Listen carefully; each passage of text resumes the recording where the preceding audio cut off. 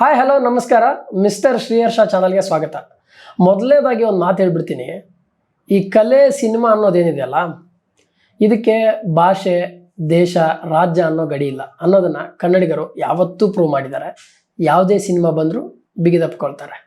ಆದರೆ ಈ ಮಾತು ಏನಕ್ಕೆ ಹೇಳಬೇಕಾಯ್ತು ಅಂತಂದರೆ, ಇವತ್ತೇ ರಿಲೀಸ್ ಆಗಿರುವಂತಹ ಪುಷ್ಪ ಬಗ್ಗೆ ಮಾತಾಡಕ್ಕೆ ಬಂದಿದ್ದೀನಿ. 4 ನಿಮಿಷದಲ್ಲಿ ನೆಗೆಟಿವ್ ಪಾಸಿಟಿವ್ ಎರಡು ವಿಷಯಗಳನ್ನು ಮಾತಾಡ್ತೀನಿ. ಆದರೆ ನನಗೆ ಸಿನಿಮಾದ ಬಗ್ಗೆ ನನ್ನ ಅನಿಸಿಕೆ ಏನಿದೆ ಅದನ್ನು ಕ್ಲಿಯರಾಗಿ ನಿಮ್ಮ ಮುಂದೆ ಇಡ್ತೀನಿ. ವಿಡಿಯೋನ ಕೊನೆವರೆಗೂ ನೋಡಿ. ಸೊ ಮೊದಲನೇದಾಗಿ ಪುಷ್ಪ ಅಂದ ತಕ್ಷಣ ಮೊದಲನೇ ಚಾಪ್ಟ್ರು ತುಂಬಾ ಸದ್ದು ಮಾಡೋವಂಥದ್ದು. ಹಾಗೆ ಆ ರೆಸ್ಪಾನ್ಸಿಬಿಲಿಟಿ ಟೀಮ್ ಮೇಲೆ ತುಂಬಾ ಇತ್ತು. ಹಾಗೆ ಪುಷ್ಪ 2 ಬಂದರೆ ಇದು ಸೀಕ್ವೆಲ್ ಆಗುತ್ತೆ. ಸೊ ಸೀಕ್ವೆಲಲ್ಲಿ ತುಂಬ ಚೆನ್ನಾಗಿ ಅಲ್ಲು ಅರ್ಜುನ್ ಅವ್ರನ್ನ ತೋರಿಸಿದ್ದಾರೆ ಮೊದಲನೇದಾಗಿ. ಎರಡನೇದಾಗಿ ಅಲ್ಲು ಅರ್ಜುನ್ ಅವರ ಡೆಡಿಕೇಶನ್, ಪ್ರತಿಯೊಂದು ಮ್ಯಾನರಿಸಮ್, ಆ ಒಂದು 4 ವರ್ಷದಲ್ಲಿ ಆ ಮ್ಯಾನರಿಸಮ್ ಇದೆ ಅಲ್ವಾ, ಆ ಸಿನಿಮಾದಲ್ಲಿ ಪ್ರತಿಯೊಂದು ಸೀನ್ನಲ್ಲೂ ಎಲ್ಲೂ ಕೂಡ ನನಗೆ ಅವ್ರ ಮ್ಯಾನರಿಸಮ್ ಇಲ್ಲಿ ಹಿಂಗಿರ್ಬೇಕಿತ್ತು ಅಂತ ಅನ್ಸಲ್ಲ. ಬಾಯಲ್ಲಿ ಆ ಒಂದು ಗುಟ್ಕ ಹಾಕೋದಿರ್ಬೋದು, ಅದಾದಮೇಲೆ ಕೈನ ಈ ಥರ ಹಿಡ್ಕೊಳ್ಳೋದಿರ್ಬೋದು, ಅದಾದಮೇಲೆ ಅವ್ರದ್ದು ವಾಕಿಂಗ್ ಸ್ಟೈಲ್, ನೀವು ಪುಷ್ಪ 1 ಏನು ನೋಡಿರ್ತೀರಾ ಆ ಒಂದು ಕಂಟಿನ್ಯೂಯೇಷನ್ ಏನಿದೆ ಅದು ತುಂಬ ಚೆನ್ನಾಗಿ ಕ್ಯಾರಿ ಮಾಡಿದ್ದಾರೆ.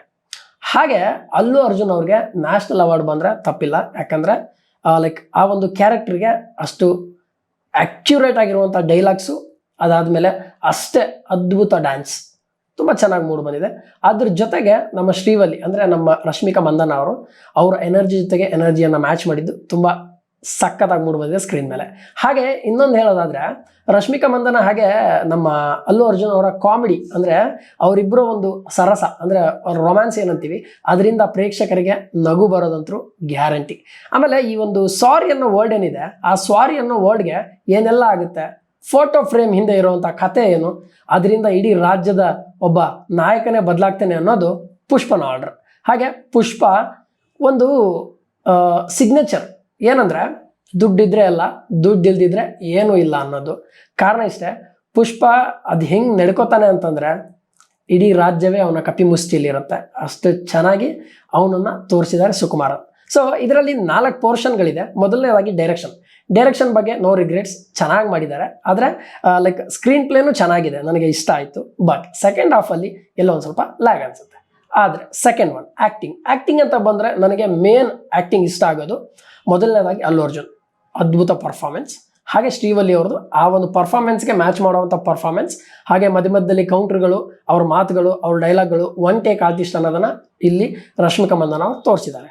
ಹಾಗೆ ಥರ್ಡ್ ಒನ್ ತುಂಡ್ಬೆಟ್ಟು ಒಬ್ಬ ಸಪೋರ್ಟಿಂಗ್ ರೋಲು, ಬಟ್ ಇದರಲ್ಲಿ ತುಂಬ ಚೆನ್ನಾಗಿ ಕ್ಯಾರೆಕ್ಟರ್ನ ಕ್ಯಾರಿ ಮಾಡಿದ್ದಾರೆ. ಹಾಗೆ ನಮ್ಮ ಇವರು ಯಾರೋ ಪೊಲೀಸ್ ಆಫೀಸರು ಶೇಖಾವತ್ ಅವ್ರ ಕ್ಯಾರೆಕ್ಟರ್ನ ನಿಜವಾಗ್ಲೂ ಹೇಳ್ತೀನಿ, ಸೆಕೆಂಡ್ ಹಾಫಲ್ಲಿ ಇರೋದೇ ಶೇಖಾವತ್ ಅವರು ಇಲ್ದಿದ್ರೆ ಅಲ್ಲು ಅರ್ಜುನ್ಗೆ ಅಷ್ಟು ತೂಕನೇ ಬರ್ತಿರ್ಲಿಲ್ಲ. ಯಾಕಂದರೆ ಒಬ್ಬ ವಿಲನ್ ಸ್ಟ್ರಾಂಗ್ ಆಗಿದ್ದಾಗಲೇ ಒಬ್ಬ ಹೀರೋಗೆ ಒಂದು ತೂಕ ಬರೋದು. ಹಾಗಾಗಿ ಆ ಒಂದು ವಿಲನ್ ಕರೆಕ್ಟಾಗೇ ಇದ್ದಾರೆ. ಹಾಗೆ ನಮ್ಮ ಸಿದ್ದಪ್ಪನ ಅಂದರೆ MLA ಅವರು ಏನಾಗ್ತಾರೆ ಅಂತ ನಿಮಗೆ ಗೊತ್ತು. ಅದಾದಮೇಲೆ ಆ ಒಂದು ಈ ಒಂದು ತೆಲುಗು ವರ್ಷನ್ನ ಕನ್ನಡಕ್ಕೆ ಅನುವಾದ ಮಾಡೋರು ಇದಾರಲ್ಲ, ಅವ್ರಿಗೊಂದು ನಿಜವಾಗ್ಲೂ ಹ್ಯಾಟ್ಸ್ ಆಫ್ ಹೇಳಬೇಕು. ಯಾಕಂದರೆ ಎಲ್ಲೂ ನಮಗೆ ತೆಲುಗುನ ಕನ್ನಡದಲ್ಲಿ ಡಬ್ ಮಾಡಿದ್ದಾರೆ ಅಂತ ಅನ್ಸಲ್ಲ.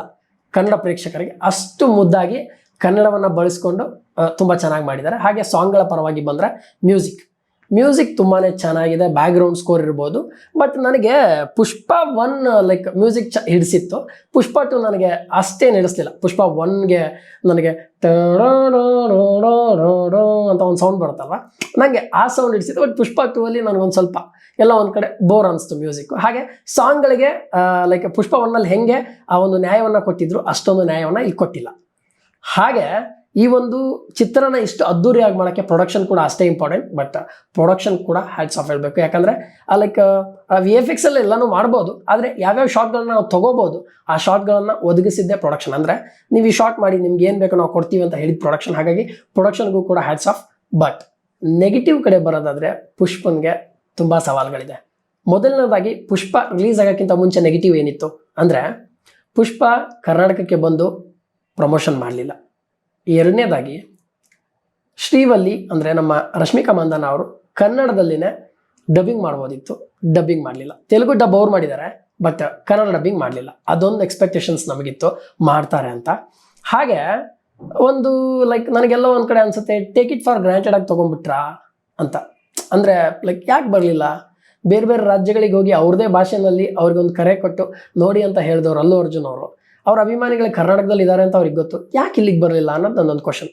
ಹಾಗೆ ಮೂವಿಯ ನೆಗೆಟಿವ್ ಪಾರ್ಟಿಗೆ ಬಂದರೆ, ಮೂವಿನಲ್ಲಿ ಸೆಕೆಂಡ್ ಹಾಫ್ ಸ್ವಲ್ಪ ಲ್ಯಾಗಿದೆ, ಹಾಗೆ ಹಾಡುಗಳಿಗೆ ನ್ಯಾಯವನ್ನು ಒದಗಿಸಿಲ್ಲ.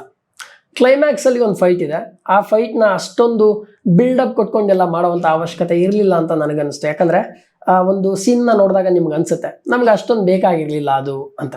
ಆಮೇಲೆ ಲೈಕ್ ಪ್ರತಿಯೊಂದನ್ನು ಸೂಕ್ಷ್ಮವಾಗಿ ನೋಡ್ಕೊಂಡು ಹೋದರೆ ಸೆಕೆಂಡ್ ಹಾಫ್ ಸ್ವಲ್ಪ ಲ್ಯಾಗಿದೆ. ಹಾಗೆ ಕೊನೆಯದಾಗಿ ಒಂದು ಮಾತು ಏನಂದರೆ, ಒಂದು ಚಿತ್ರ ಅಂತ ಬಂದಾಗ ನಾವು ಕನ್ನಡಿಗರು ಯಾವುದೇ ಒಂದು ಬಾರ್ಡ್ರನ್ನ ನೋಡಲ್ಲ, ಇದು ಬೇರೆ ರಾಜ್ಯದ್ದು ಬೇರೆ ದೇಶದ್ದು ಅಂತ.